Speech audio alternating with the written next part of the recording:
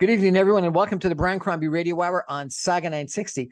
A friend of mine who I really admire, he's a very successful recruiter in Toronto, recently posted an article about Twitter looking for a new CEO and how it's actually not mission impossible. It could be an opportunity of a lifetime.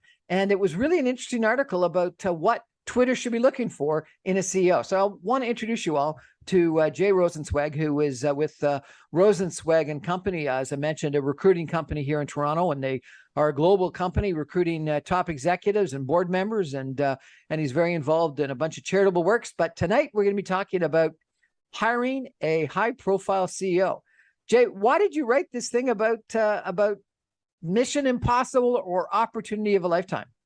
Well, I saw a lot of talk about Elon Musk taking over Twitter, and lots of speculation about whether or not he's the right individual to actually lead the company into greener pastures. For many reasons, people question that for many reasons, including the fact that he's running two other very, very significant businesses. Obviously, one being Tesla, the other one being SpaceX. So even from a capacity point of view, some wondered whether or not this is something that he could properly take on. And then, of course, there was all kinds of controversy around some of the quick moves that he made and a lot of the departures. So I thought, given where I sit in terms of being a leadership strategist, that perhaps I could chime in on what the best approach might be. And what do you think that approach is? So I think for an organization with this level of complexity and issues that it's facing, including the fact that it's not a profitable business, even though it's a very prominent and well-known business with, I think, 360 million individuals on the platform, that one needs to really step back and try to understand really what are the symptoms here? What are the issues that we need to dive into in order to sort of stabilize the patient, if you will, and then understand really from a strategic point of view, what are the avenues that we could work on to take the business into the right direction and into profitability. And once we understand the business objectives of a client of that nature, then we can step back even further and develop a research strategy designed to meet the business issues at play. I thought one of your opening paragraphs where you said, it's like giving this impossible assignment. It's like giving a kamikaze pilot a 2-ship quota. Exactly. I think Twitter's reached the point where there's no longer any room for error. And I think if Elon were to think about this logically, he'd want to take the kind of approach where you cut once, but you cut properly from the point of view of tailoring a proper solution to take the leadership into the right direction. So from my perspective, it's not necessarily about the usual suspects out there, as an example. So all kinds of names like Sheryl Sandberg, former COO of Facebook, are being bandied about.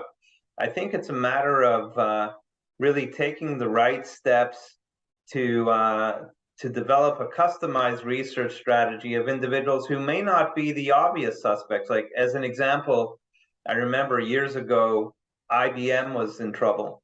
And the leadership, in terms of board of directors and whatnot, took an interesting leap outside of the tech world and hired a guy named Lou Gerstner, if I remember correctly. Yep. Former McKinsey consultant, former Nabisco and Amex executive, who really didn't have that Silicon Valley tech experience, but he was the right person for the right time. And I have some examples in my own experience in recruitment where really thinking a little bit more broadly and taking that step back can result in bringing in really the best possible candidate for the job. You don't think that to run Twitter, you'd need to have someone that has got the creds in Silicon Valley and in the tech world?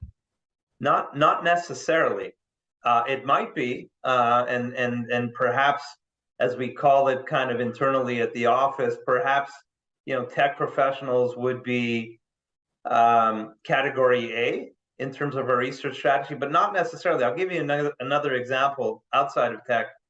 I remember a banking client coming to me and lamenting the fact that he couldn't uncover the right kind of marketing executive for the bank.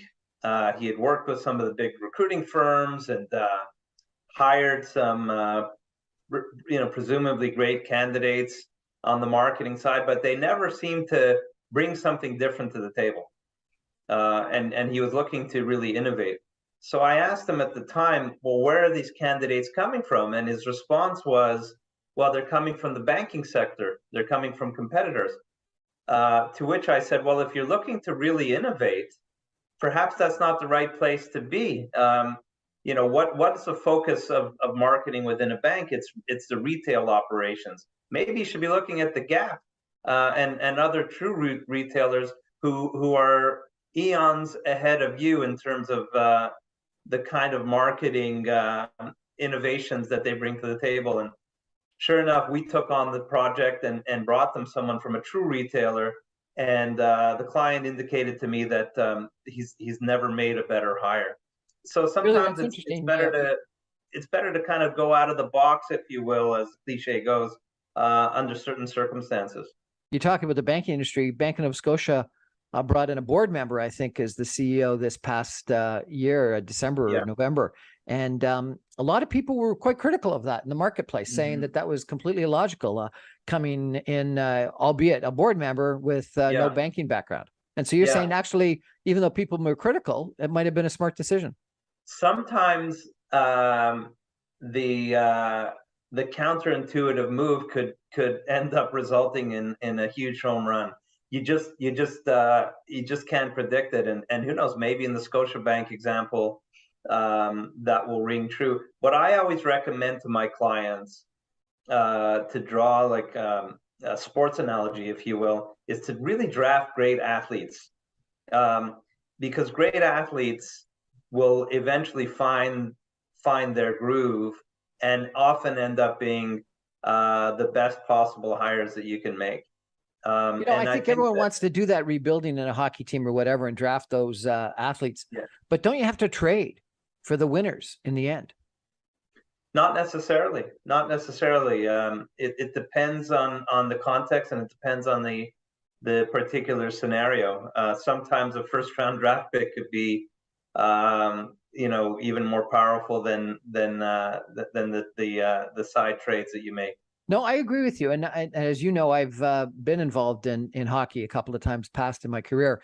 I think you build the base on those draft picks, and there's no question about that. But I think example after example means in the end, to really get to the Stanley Cup or whatever the equivalent is in another sport, you may need to trade for those last couple of spots and pay up. And people over and over do that, whether it's the Raptors a couple of years ago that built a great draft base and then had to trade for the guy that ended up, being the star in the end. Anyway, we're going to take a break for some messages and come back in just 2 minutes with Jay Rosenzweig, talking a little bit more about Twitter and their challenges and what they should be doing, and Elon Musk and whether he is the solution to Twitter's woes. Stay with us, everyone. Back in 2 minutes.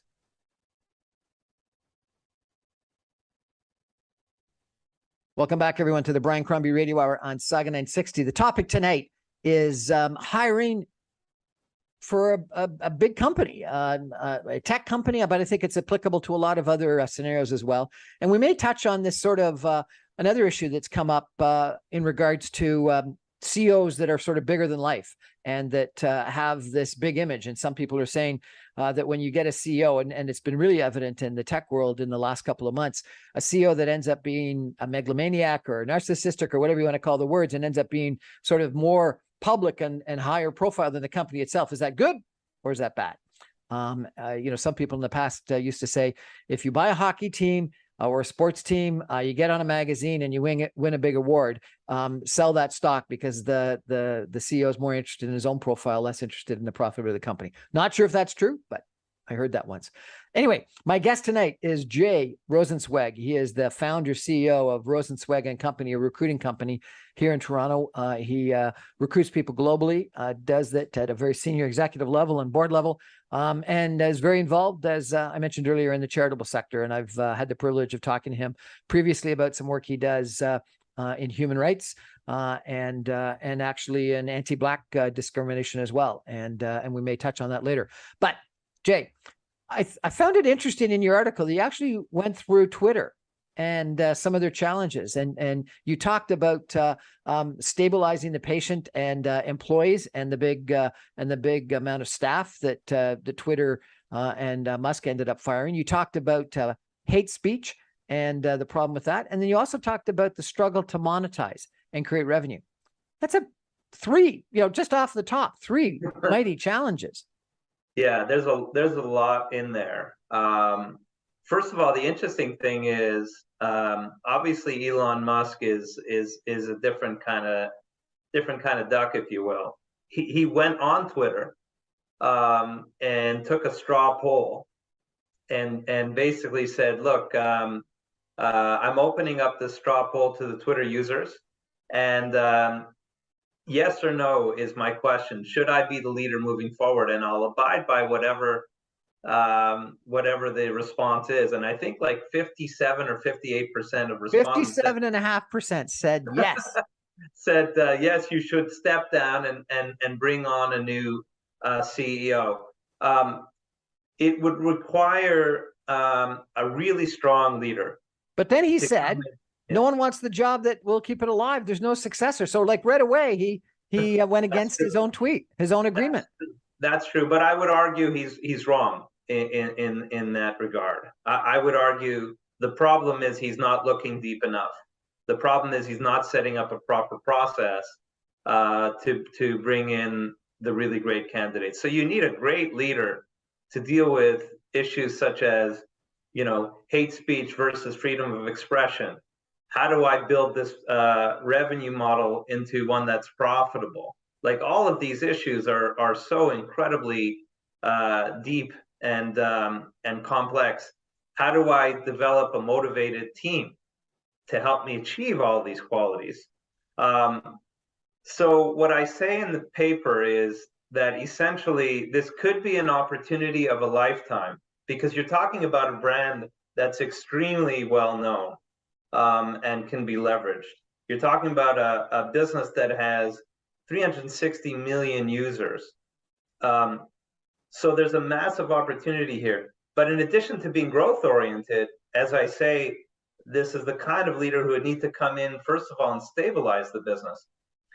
This could be an opportunity of a lifetime, or it could be mission impossible. Opportunity of a lifetime if Elon Musk gives the reins over to a great leader and gives him enough rope to be able to do his or her thing. Do you think he's the type of leader, the type of CEO that can actually hand off responsibility to someone else? He seems to be one of these micromanagement kind of guys. That's what worries me. I think the jury's still out. In fact, most might say that this is an impossibility. Therefore, becoming CEO is mission impossible because he'll have his hands too deeply in the pie, such that a great leader wouldn't have the capability to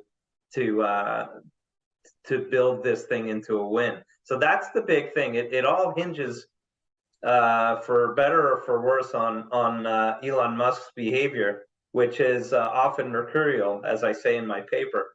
So that's the biggest challenge. If he could somehow be convinced to stay out of it to the extent possible, then it's the opportunity of a lifetime. Otherwise, as I say, it's mission impossible. Now, when he first took over, he ended up exiting numerous different people, like a bulk of the workforce. Was that the right decision, do you think? And is that better or worse for an incoming potential CEO?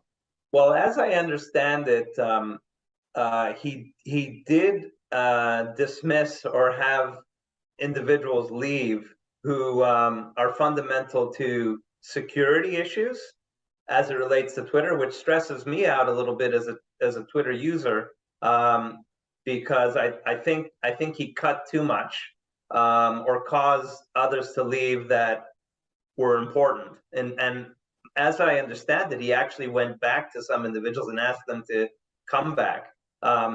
But that is kind of a small grouping of individuals who shouldn't have gone. But the thing that I marvel at is after all of these cuts, the application is still working perfectly fine. Twitter, I haven't seen many glitches on the day-to-day basis. So one wonders if in some of these larger tech companies, if there's a little bit too much, let's say, fat that can be carved off. And one wonders if there's a little bit too much waste. We've seen as well, Meta and Google recently dismiss a whole bunch of executives as well, given the uncertainty of our economy. So I don't think it's necessarily a bad thing that Elon cut back on staff. I just wonder if this approach was reckless, and his recklessness, in fact, also spurred departures that he didn't even want. I worked for Jim Pattison at one point in time, who was renowned for buying companies. And he used to have an adage that if you're going to do a restructuring, do it fast and do it deep, because you don't want people thinking there's another cut coming. You want people to be confident that the cut has been done and we're now back into growth stage. And so that would almost suggest that that what Musk did, which was dramatic, maybe a little bit too deep, but quick, was actually the right strategy. What do you think about that?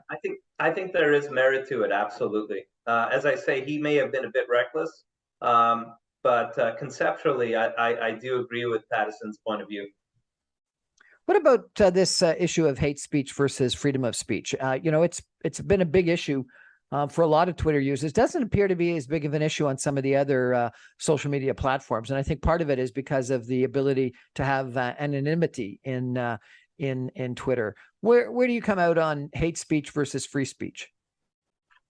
So it's interesting, going back to my human rights work, as you know, I chair Erwin Kotler's Raoul Wallenberg Center for Human Rights. Erwin happens to be an expert on hate speech. And in fact, I was just rereading this book, Striking a Balance, which Erwin contributed to, essentially analyzing the apparent contradiction between, for example, criminalizing hate propaganda and First Amendment rights, and in Canada, the Canadian Charter of Rights and Freedoms has our Section 2B, namely freedom of expression. I actually wrote like a 200-page paper in law school for Professor Kotler when I first met him on hate speech versus hate speech criminalization, Section 319 of the Canadian Criminal Code versus Section 2B of the Charter, and the apparent contradiction. And where we came out on it, in fact, Professor Kotler litigated this in the Supreme Court of Canada. There was a case called Keekstra. Jim Keekstra out in Calgary was a high school teacher who taught his students that the Holocaust didn't happen. And he was prosecuted under Section 19 of the Canadian Criminal Code for hate speech. And the appeals went all the way up to the Supreme Court of Canada. And it was a very, very seminal case, which went 5-4 in favor of upholding the Canadian criminal provision. And the justification, which Chief Justice Dixon actually gave in the majority opinion, was that the Holocaust didn't begin in the gas chambers. It began with words. These are the chilling facts of dangerous hate speech and incitement to violence. So it's a very fine line. Some of these organizations, including Facebook, have developed these third-party ethical committees who look at various cases that are on the line to decide what goes in and what goes out. It's not an exact science. There are many civil libertarians who are free speech absolutists. who argue that the marketplace of ideas allow all of this to be washed out. I'm not one who agrees with that. I'd be very, very careful with any speech that is limited, let alone criminalized. But there does come a point where incitement can lead to a very real threat of violence. We've seen that in Rwanda and other genocidal tragedies like that. And of course, the Holocaust itself, as I alluded to. Well, my favorite American president, President Bartlett, you might know him, made some comment about that a true American had not only had to be able to salute the American flag, but to defend someone's right to burn it. I'm paraphrasing, but it was something like that. Do you agree with that? Yeah. Is that you can desecrate your country's flag or the national anthem or something like that, and still is that freedom? I think the analysis needs to be, is the action or the hate or the propaganda dangerous enough? Is the incitement dangerous enough that one can logically see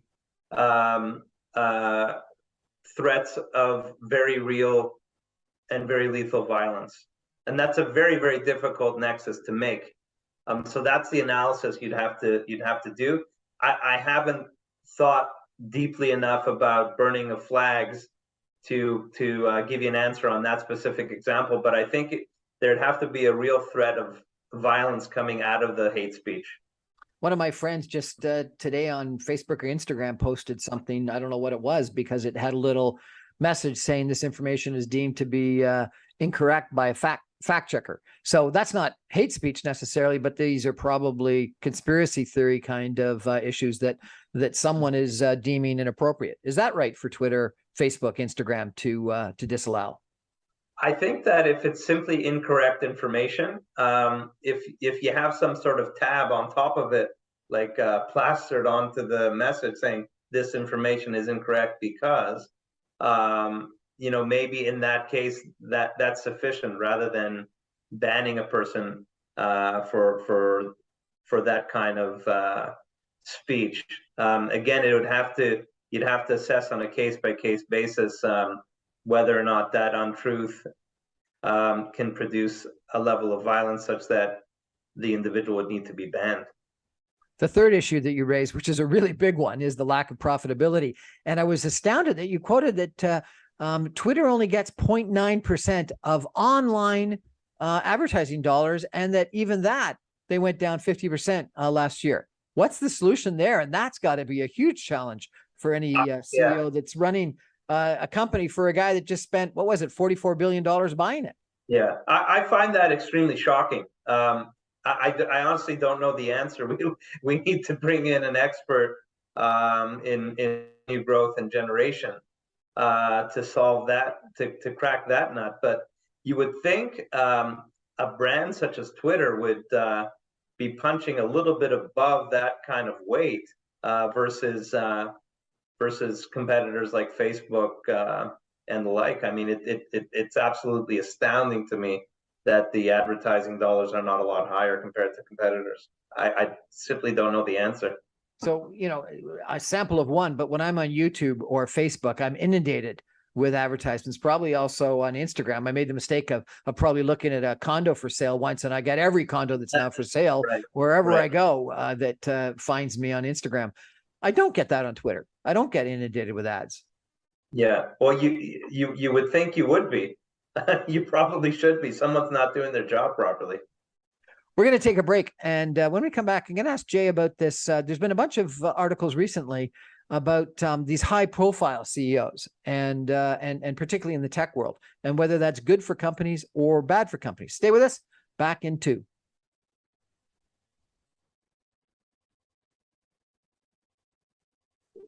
Welcome back, everyone, to the Brian Crombie Radio Hour on Saga 960. My guest tonight is Jay Rosenzweig, who is the CEO founder of Rosenzweig and Company, a recruiting company here in Toronto that recruits senior executives, board members, etc. Jay's also very involved in charitable organizations, anti-Black racism, freedom, free speech, etc. Jay, I wonder if we can switch from talking about Twitter just for a second. There's been, a huge decline in tech stocks in the last little while. Huge number of layoffs or firings in tech companies of late. And there's been a couple of articles recently that say that part of the problem is that too many of these CEOs and the big Bitcoin company is one example, but there's several others. The CEOs were too bent on building up their own image more than building up the company. And there was this old adage that some investors talked about, maybe it was 20 years ago, but that if a CEO got a big award, got on a magazine, bought a jet, bought a sports team, that's when you wanted to sell the stock, because the CEO was more interested in the perks of being a big shot than actually producing profit. Where do you come out?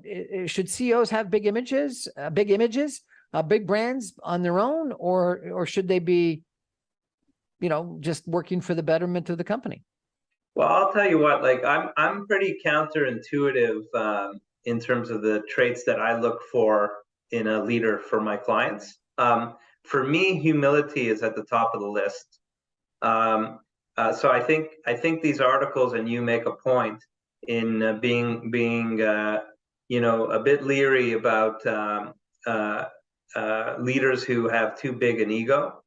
I like when I'm interviewing a candidate for a CEO job, I like to hear some humility. I like to hear them giving credit to their team for some of the accomplishments that they've had historically, giving credit to favorable market wins, whatever it might be. Of course, a healthy dose of ego is important when you're leading an enterprise, but if you have too much of an ego, you might struggle to ask for help. You might struggle to try to continue learning. Curiosity is another area that's extremely important to me as I assess candidates. So it does reach a point with certain leaders when they've experienced some success that they lose that edge. Goes to their head. I do think it's something that one needs to be very, very careful of when investing in a company. The kind of leader who's a little bit too much about themselves. I've been reading a lot lately of people, management consultants and other people that think that empathy is this new trait that leaders should have, which is certainly not consistent with what the leader that we just described, or the type of leader we just described, or the leaders that we think of from a generation ago. Do you think leaders need to be empathetic, or do they need to be hard-nosed and driven?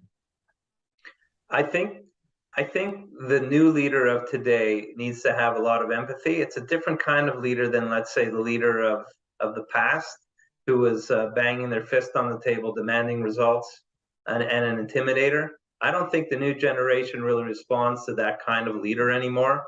More and more, what I'm finding is, if you're a leader who thinks of his or her team as people that they are serving, that they need to understand from the point of view of what makes them tick, and have some empathy for where they're coming from and the things that they enjoy doing, and even empathy for their personal lives. If issues come up in a teammate's personal life, those are the kinds of individuals who, if you're there for them under those kinds of circumstances, they'll go to bat for you when the chips are down and you need them. So that's the kind of leader I think that would be most successful into the future. You make the point in your article about Twitter that Elon Musk is running several companies, Twitter and a car company and SpaceX, etc. But most people would think of him as a micromanager. Do you look for micromanagement in a leader, or is that a bad trait in a leader? In general, I think that micromanagement is not a good trait to have. I think you need to give your people rope to succeed and to come to you with wins and creativity that spurs wins. I take the approach that you assume optimistically within a certain amount of rope. Obviously, you can't put the whole enterprise at risk with a new team member, but give them as much rope as they possibly can take, and be optimistic that they'll succeed. And I think that's the way to motivate individuals to really even exceed their own expectations and do wonderful things for an enterprise. If Elon Musk gave you a call and asked you to come and present Jay Rosenzweig and Rosenzweig and Company, and tell him how you would actually go about this search and what you would be looking for, what would you say? I'd say to him that I'd need to first of all sit down with him and go through his perspective on the business, what its potential can be, what his vision is. And I would indicate to him that I would need to have a back and forth with him, and he'd need to respect my point of view as well, so that we can together, with any other stakeholders that he feels would need to provide input on business objectives. And once we have a clear understanding of what the business objectives are, I could then present to him a research strategy with categories of businesses and individuals who could fit the bill and help him fulfill his business objectives. And then we'd be off to the races on an extremely comprehensive process that I think he'd be very pleased with. How long would it take? It would take us about 2 months to develop the proper strategy, the proper targets and individuals that we'd want to approach. Probably another couple of months to bring in a long list of, let's say, 100 candidates who we feel could theoretically fit the bill and do assessments. Given how senior the role is and the senior level of the leader, we might be taking them out of current business where they're currently employed, which would require all kinds of notice periods and the like. So I'd say optimistically, we can have a great candidate for them within 6 months. Possibly longer, but I'd say 6 months is realistic. I went through one recruiting process where I did have a good recommendation to the individual, but sat down for dinner with the guy and he offered me the job that night.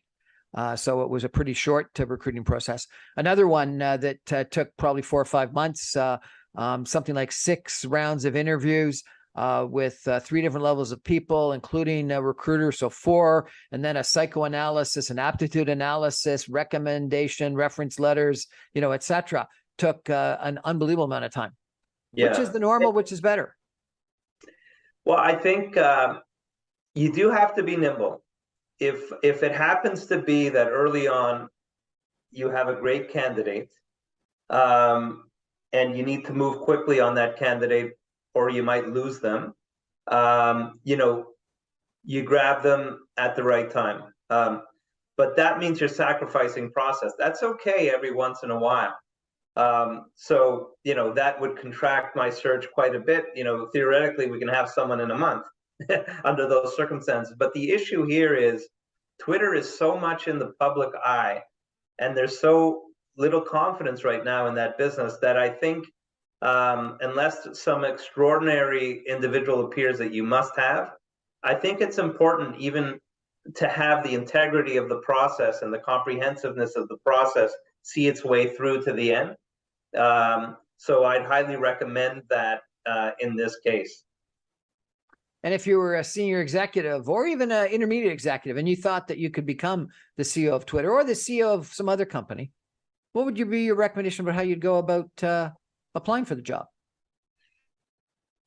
Well, that's a tough one because it's difficult, in Twitter's case to reach Elon. But what you would do is you would draft, in my opinion, a list of traits that you think would be required for a business like Twitter, for the right leader, and very methodically lay out how you fit that bill. and perhaps even draft the paper in terms of how you'd approach what your plan would be to take Twitter into the next levels of success. Maybe publish it publicly. Do your best to bring it to any Twitter executives you can get to, even through in-mails on LinkedIn. There's always a way to reach the right people if you hustle hard enough. But I think it would require a great deal of hustle. Always a way to reach the right people if you hustle hard enough. That's a good adage. Yeah, I strongly believe that. I mean, I've done that in my own business development activities and other other times when I aspired to develop a relationship with people who you may have thought years ago would have been unrealistic. Where there's a will, there's a way. I had one recruiter tell me that cover letters were passé, and someone else say, no, resumes are past historical looking and cover letters are forward looking. They're the ways that you talk about the problems that the company has and the vision that you would bring to the company. What do you think? I like cover letters very much. I think cover letters are super important.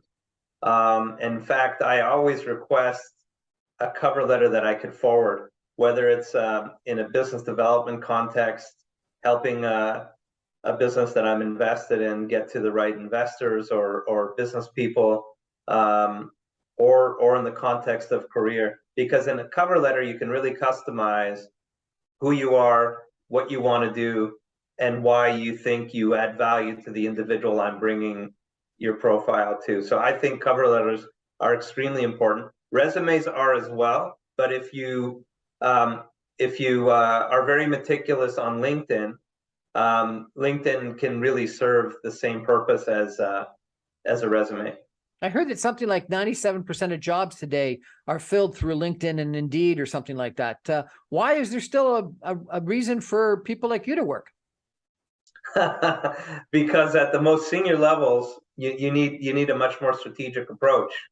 The very best leadership candidates are not applying for jobs on LinkedIn or some of these other apps that you're referring to.